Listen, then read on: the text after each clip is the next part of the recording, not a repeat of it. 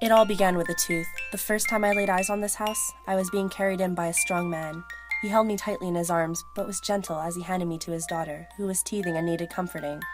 Her name was Aaliyah, and she was 2 feet tall, a little bigger than I.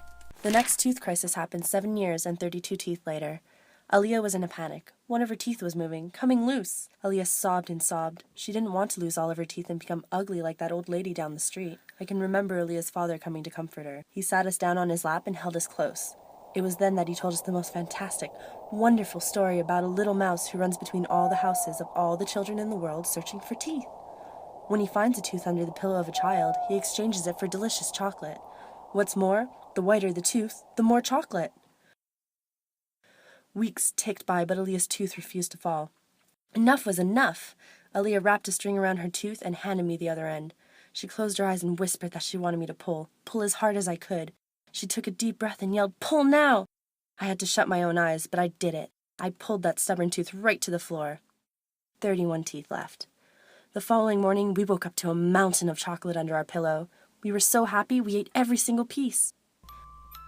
We weren't just friends at this point. We were partners. Our small lives were full of magic and love. It seemed forever. But things do change. Leah's father got sick, and then he disappeared. Aaliyah's mother was always on the phone or working long hours alone. Sometimes she would scream or throw objects at the walls. We started to stay in our room every day. It was the only place that still had magic.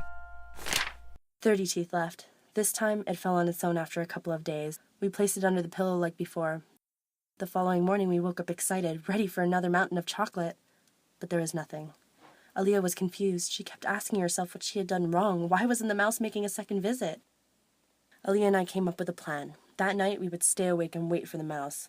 It was big, much bigger than we thought. It approached us and bent its huge, furry head. It got closer, so close that his mustache tickled our faces. Aaliyah lifted her arm and opened her fingers to reveal one very white tooth. "Take it. It's yours now. I want my chocolate," said Aaliyah. "I'm sorry, little lady. Your teeth are no longer my business. Goodbye." Aaliyah screamed at him to come back. She pleaded for him not to leave her, but he was gone. I'll never forget Aaliyah's face. It was as if she had suddenly understood something. That night, she cried for a long time. It reminded me of her mother. In the morning, Aaliyah placed me on the corner of her bedside table, next to all her family photos. She put her little white tooth in my hand and gave me a kiss. She didn't say anything to me, but we looked at each other for a long time. She was telling me I wasn't a part of her life anymore. Not in the same way, at least. I watched her through the door as Leah made her way down the hallway to the kitchen. Her mother was sitting there, silently sobbing. Aaliyah handed her a cloth and kissed her. They both smiled. I smiled. That night, I felt the magic again.